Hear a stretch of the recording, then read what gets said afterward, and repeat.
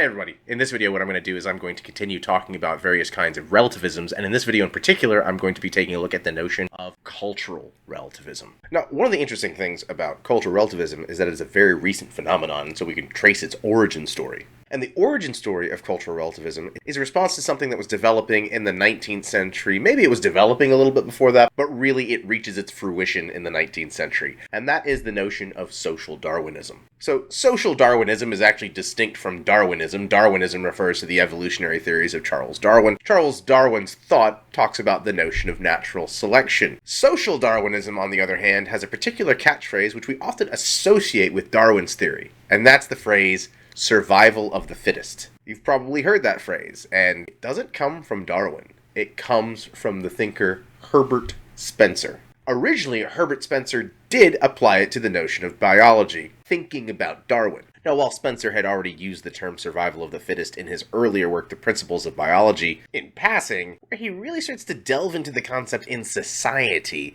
is in his work, The Man versus the State. Consider what he says here, the process of natural selection, as Mr. Darwin called it, cooperating with a tendency to variation and to inheritance of variations, he has shown to be a chief cause, though not, I believe, the sole cause, of that evolution through which all living things, beginning with the lowest and diverging and rediverging as they evolved, have reached their present degrees of organization and adaptation to their modes of life. So familiar has this truth become that some apology seems needed for naming it. And yet, strange to say, now that this truth is recognized by most cultivated people, now that the beneficent working of the survival of the fittest has been so impressed on them that much more than people in the past times, they might be expected to hesitate before neutralizing its action. Now more than ever before in the history of the world are they doing all they can to further survival of the unfittest. Now, in the context here, Spencer's actually talking about how in modern society we have a tendency to help out not the fittest ones, but those who would not be considered as fit in society. In Spencer's view, the poor, the needy, the destitute, the disabled. In Spencer's view, the people who benefit most from society. So society goes out of its way to help those who would be unfit. That is, if we were completely left to nature unto itself, those who probably would not survive. That's what Spencer's talking about. Nevertheless, the concept that he uses, the survival of the fittest, Darwin actually does take up that language later on, but it originates in Spencer. But then also other people that we call social Darwinists take that language and then make some normative claims about it. That's survival of the fittest. That's how things are supposed to be in the competition of human societies. Some societies are better than other ones, and who will win? We'll see. And of course, the Europeans are going to think it's the Europeans. Especially in the era of colonialism and imperialism and the denigration of other societies on the planet. So going into the 20th century, Westerners have this idea that the West is the best. It's superior in every way. The West has the best technology, it's got the best philosophy, it's got the best culture, it's got the best ethics. And then World War I and World War II and the Holocaust happened, leading Westerners to the conclusion that, you know what, maybe with all the West we ourselves did here, maybe we're not the best after all. So following World War II, there's a little bit of a fallout for a while from the notion that the West is the best. Because if the West were the best, World War I, World War II, the Holocaust, and the terrors of the early 20th century would not have occurred. So there's a reassessment of maybe the West is not as superior as the West seems to think it is, coming from those in the West. We see that kind of critique manifest itself in some of the research programs of the mid to late 20th century, especially in sociology, psychology, and anthropology. And particularly where we see this is in the work of scholar Ruth Benedict and her book Patterns of Culture. In fact, in chapter 3 of her Patterns of Culture, we really see this critique develop of the West is not the best because every society unto itself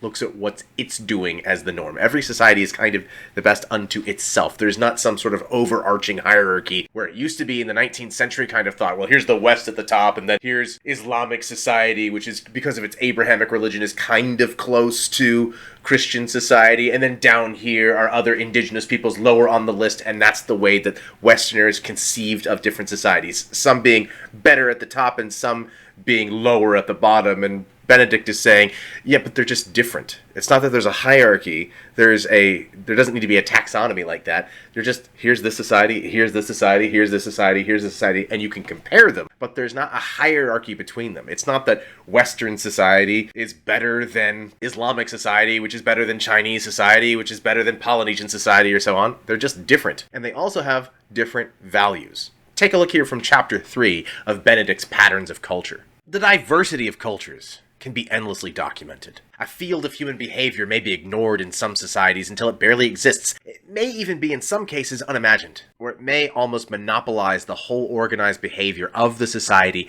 and the most alien situations be manipulated only in its terms.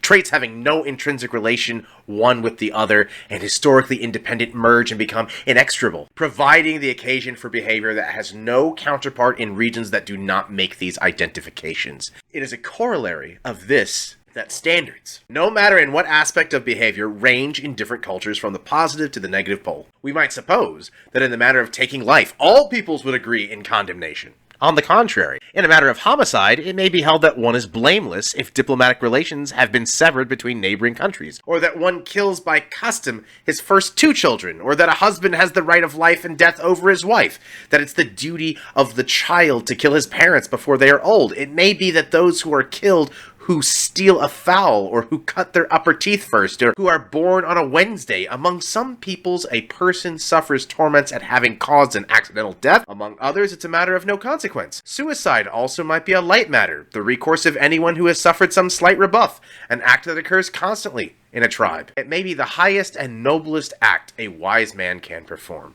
The very tale of it, on the other hand, may be a matter for incredulous mirth, and the act itself impossible to conceive as a human possibility. Or it may be a crime punishable by law, or regarded as a sin against the gods. The significance of cultural behavior is not exhausted when we have clearly understood that it is a local and man-made and hugely variable. It tends also to be integrated. A culture, like an individual, is more or less a consistent pattern of thought and action. Within each culture, there come into being characteristic purposes not necessarily shared by other types of society. In obedience to these purposes, each people further and further consolidates its experience, and in proportion to the urgency of these drives, the heterogeneous items of behavior take more and more congruous shape. Taken up by a well-integrated culture, the most ill-assorted acts become characteristic of its peculiar goals, often by the most unlikely metamorphoses. The form that these acts take we can understand only by understanding first the emotional and intellectual mainsprings of that society. So in the first aspect, Benedict is talking about how cultures are simply different across the world. We might think of something as simple as homicide, killing someone else. That's always wrong. And she says, well, it depends on what you're talking about, because in some societies, it might be permissible and good, or considered permissible and good, to kill yourself if you received a certain kind of insult, or to kill your firstborn child, or to kill your spouse given certain conditions. So she's saying, no, it's not universal. Like, you think it's universal because to you it's wrong from your society, and in your culture you think it's wrong, but different societies think different things. Now, she's not saying here that one is better than the other. She's just saying, descriptively, they're different. And in the second instance, what she's saying is, these kinds of cultural attitudes about whatever it is in morality develop over time in the culture as a kind of bundle. Like, all the ideas in a society kind of merge together into one big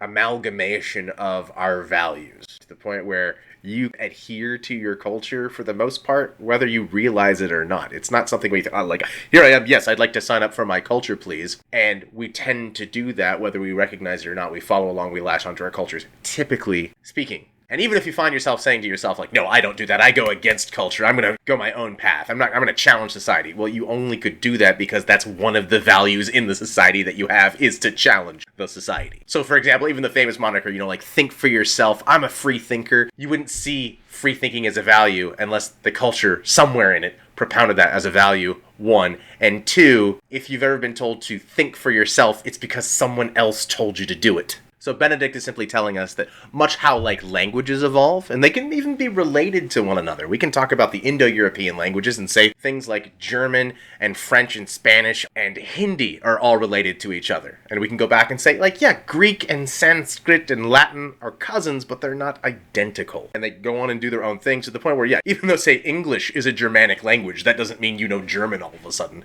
It's not that everything is the same, meaning is not all the same, even though they be related or similar. And so what Benedict is telling us here is that societies and cultures, like languages, have similar features. We can even group them into ones that are more or less similar from one another, talk about similar features, but it's not that one is better than the other. We may have preferences. We speak English, so we probably think English is the best language over others, but it's not that English is better than French, or French is better than German, or German's better than Swahili, or Swahili's better than Japanese, or Arabic, or Mandarin, or Cantonese, or Russian, or what have you. It's not that they're better, they're just different. And you do different things, and just as you do different things in different languages, and they have different rules and different norms, same thing with cultures and societies as well. They have different rules, they have different norms. One's not better than the other, they're just different. And that's also why we can say that Ruth Benedict is one of the forerunners to the notion of cultural relativism. She articulates the notion descriptively, but normatively what develops couldn't have been done really without her work. So that's the origin story of cultural relativism. Now let's get into its particulars. What does cultural relativism mean? And also, what makes it distinct from ethical subjectivism? Whereas in ethical subjectivism, morality was relative to the individual subject. In cultural relativism, what is considered right and wrong, good and evil, just and unjust, is relative to a particular group rather than merely the subject. So when we're talking about these groups in cultural relativism, the reason why it's called cultural relativism is because in this case, the party that determines what is right and wrong is the culture itself. In ethical subjectivism, the subject determined what's right and wrong, and that's right for them, and another subject can determine what's right for them, and so on. In cultural relativism, it's the view that not just that cultures have different views, people in this culture think this, and people in that culture think that, it's that each culture is right unto itself. So if you have varying cultures where there's some sort of moral disagreement, it's not that, oh, they just disagree. It's that people in the first country are correct and right to do what they do. And even if the people in the second country do something completely different or have a completely different view, those people are just as correct or just as right, even if they do something divergent. This is a little bit different from talking about notions of social knowledges. It's not identical to that. Cultural relativism is a little bit more of an antiquated view, and it developed as a response to the notion of Occidental supremacy. So in the 19th century, there became this prevalent view in Western Europe and in the United States that the West is the best. It's the best culture. The term really is equivalent with the notion of civilization and society and intelligence. This is an ethnocentric, racist view. And then, with all this sense of smug moral superiority, the 20th century happened. World War I, World War II, the Holocaust, demonstrating that perhaps the West is not really morally superior to other parts of the world at all. So then there developed this view that really came out of the work of Ruth Benedict, that every culture is doing something unto itself, and there's really no sense of moral supremacy. Everything is right or wrong with respect to its own particular culture. This is not the view that there's different ways of doing things. It's not contextualization. It's not critical theory. On this view, not just other cultures in the world, but other cultures in the past. If you looked at Southern slave owners saying, well, that's what they did at the time they owned slaves, but since that was a different culture, they didn't just think it was the right thing to do. For them, it was the right thing to do. It was the morally right thing. So that's a very different view than any kind of critical theory or view of social knowledges that we would see today. But it also demonstrates the problem with cultural relativism. A cultural relativist has to say, no matter what a culture did in the past, or no matter what another culture is doing now, whatever they do, if that's what the culture believed was right, it is right. It's not merely the claim that Group X says this, and Group Y says this, and Group Z says this. It's the claim that Group A says this, and they are right and correct for Group A, and Group B says this, and that's right and correct for Group B. But what Group A says is not necessarily right for Group B. So back to the whole thing about Southern slavery, it's not just that it's unquestionably repugnant now, but it was okay in the past. Slavery is never right and never good. But if you're a cultural relativist, you have to end up saying, no, it wasn't just a thing they did then, and yeah, that was too bad. It was right. And so a cultural relativist ends up consigning themselves to have to say things like that, which ends up being a detrimental weakness to the theory of cultural relativism. Neither does this negate the view that cultures have an influence on us. So cultural relativism is not the view that culture is a dominant factor in our various belief systems and norms and mores. That's certain. But cultural relativism is the view that what a culture collectively determines to be right given some place in time is right for that culture, not universally. It's not saying that what this culture believes is true for everyone. That's why this is a form of relativistic ethics.